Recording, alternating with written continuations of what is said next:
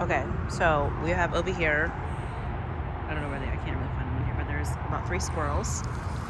And she has a choice to do what she wants, but we're gonna get her listening with the e-collar.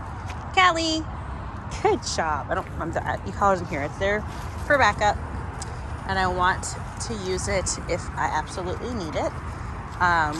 We've already done this a couple of times where when I call her name, if she doesn't listen, I just say no, and then the e-collar is applied. Oh, there's the squirrel. It's right there on the tree.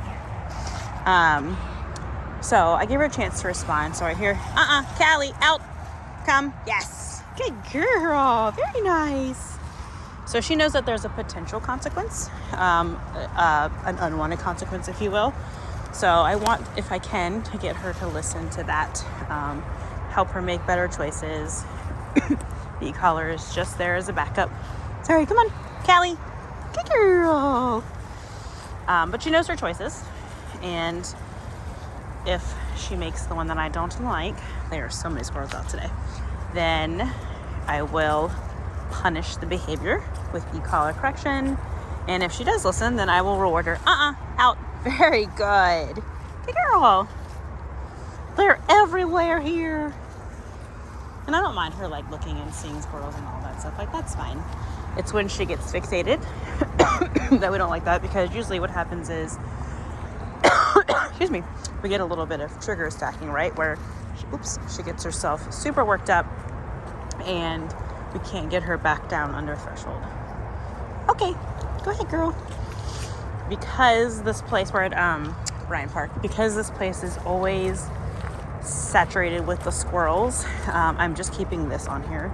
But I'm going out of my way not to really use it. It's just there as backup.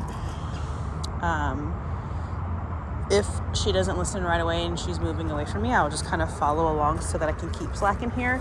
I really want to make it a point to not use physical pressure because then when we don't actually have it, out. Nope, out. Good girl. When we don't actually have it, then that's going to be problematic, especially if she gets herself really worked up. We're going to need way more e-collar pressure than I would this way, if that makes sense. Like right now, if I really need her to disengage, I'm using an R level 10, and she's doing like a little bit of an ear flinch, so I know that it's probably a little bit higher. But if I get her, if I wait for her to get really, out, good girl. If I wait for her to get really fixated on the animals, then I'm going to need to go a lot higher than that. And then at some point, if she's learning to blow off level as it gets higher and higher and higher, then at some point we're going to run out of level options. Good. Good girl. I just brought out the collar to show you, but I haven't used it yet. I'm not saying like I don't want to use it. It's there if I need it. But if I can get her to listen to just my voice, that is a win in my book. Cali, come on. Good. Good girl. Yes. That's a good girl. All right. That's enough video. Hopefully what I just said made sense. Whenever I go on these rambles, when I'm walking and talking and training and trying to talk at the same time, sometimes go all over the place. It's just me in a nutshell, though, I guess. All right.